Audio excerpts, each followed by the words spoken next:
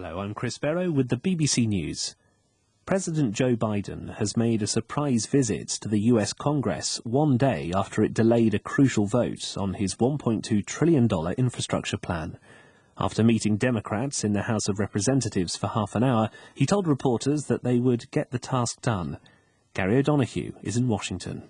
I think it's pretty clear that this visit to Capitol Hill, which is no small thing, it's a big deal for a president to do that.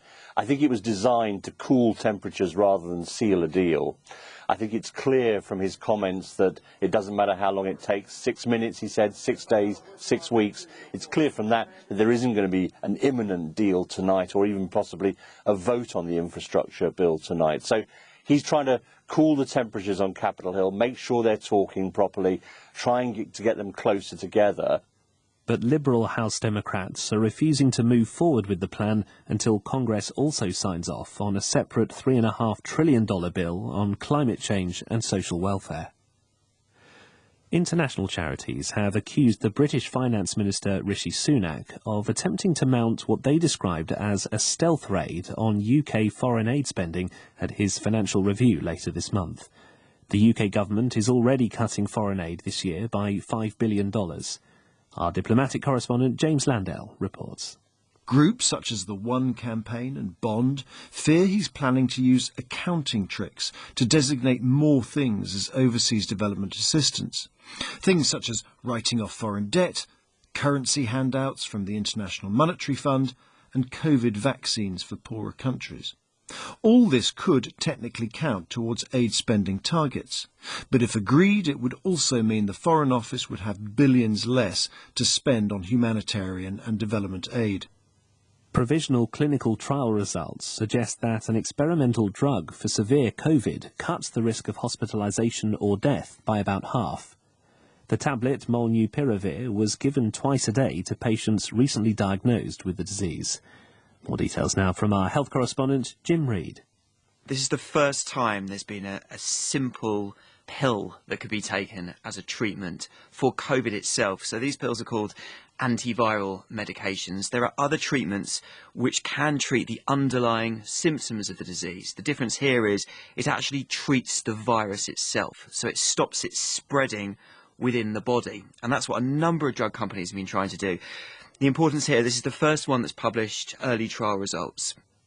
The US pharmaceutical company Merck said it would apply for emergency use authorization for the drug in the US in the next 2 weeks. This is Chris Barrow with the latest world news from the BBC. The former Georgian president Mikhail Saakashvili has been arrested within hours of his return to his homeland after years in exile. In a video posted on Facebook, he said he was returning from Ukraine on the eve of municipal elections to urge voters to abandon the governing Georgian Dream Party. Mr. Saakashvili was convicted in his absence of abusing his office during his 2 terms as president and faces 6 years in jail. The British government says that armed forces personnel will begin delivering fuel to petrol stations across the UK from Monday. The Defence Secretary Ben Wallace said they will provide temporary support after a week of supply chain problems that have led to long queues of motorists at the pumps. Peter Saul has the details. Once their training is completed this weekend, just under 200 armed forces personnel will start work on Monday. Half of those are drivers, and they will help to relieve pressure on the supply chain. Ministers continue to insist that demand for fuel has stabilised, but they admit some parts of the country still face challenges. So, on top of the armed forces support, up to 300 tanker drivers will be allowed into Britain immediately. Haulage companies will find potential recruits and apply to the government for licences. An Argentine judge has ordered the former president Mauricio Macri to appear in court to testify about claims that his government spied on relatives of sailors who drowned on a Navy submarine. Mr. Macri is currently in the US and has been ordered to return to Buenos Aires. A lawyer for the former president has described the judge's ruling as abusive and politically motivated, but said Mr. Macri would be at the hearing next Thursday. The volcano that's been erupting for the past 11 days on the Spanish island of La Palma is spewing out 2 new streams of lava, threatening further destruction. Nearly 1,000 buildings have already been damaged. There have been no further mandatory evacuations. BBC News.